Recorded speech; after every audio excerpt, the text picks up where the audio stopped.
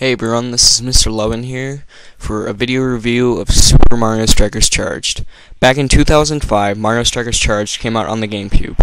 It ranked number 2 in the best GameCube game of 2005. Now with the sequel out on the Wii, how does it stand up? Find out in this full review of Super Mario Strikers Charged.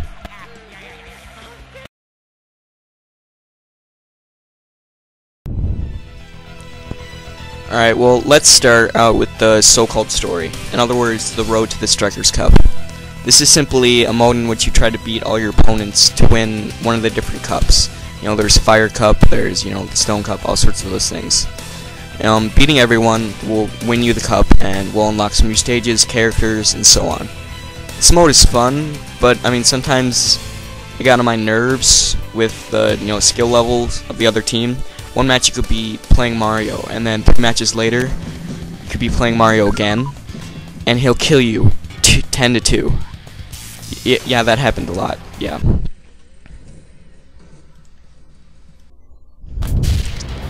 Alright, with the challenging single player, the controls had better be pretty good. Now, I did find some pros and cons for the controls, but mostly they were pretty fun to play with, and they had some pretty good handle and tight spots in the game. And one thing that I must complain about is like how hard some of the Mega Strikes are to block. Maybe it's just how much I suck, but every time someone would get 6 balls out there, I would maybe get 2 or 1. So blocking can be a little bit difficult, but overall I found the controls to be pretty fun. But just don't be surprised when you get a little annoyed. Basic gameplay is pretty easy. It's passing the ball. Each time you pass the ball, it builds up more charge. The more charge is more likely that you're going to get a good shot in and score a goal.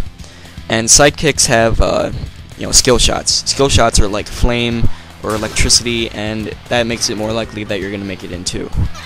Another thing that was added from the old game is Mega Strikes. Mega Strikes are when the captains of the team hit the ball up, and they split it into many. After that, it goes down, and you have to block it with the Wiimote.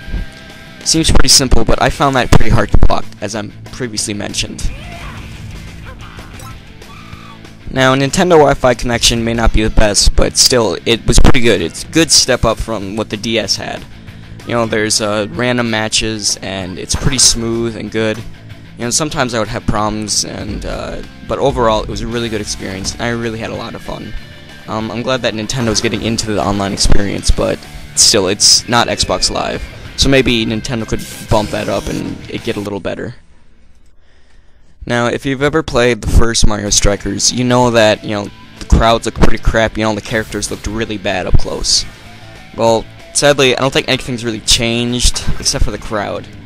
It looks nicer, but I just didn't see as much as what I wanted to see. It still looked like a GameCube title, honestly. And that really disappointed me right there. The overall sound of the game is really great, from the opening music of the game to how the characters kick the ball around. It sounds really nice, and it's good to hear some quality sounds and stuff in the game.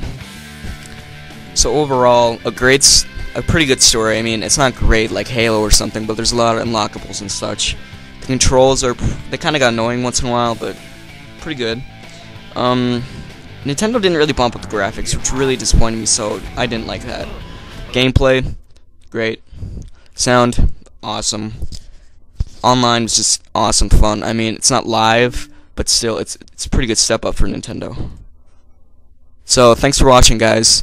You can head over to WeLoaded.com to check out my full written review. It should be under the reviews section, sports. So, see you guys around.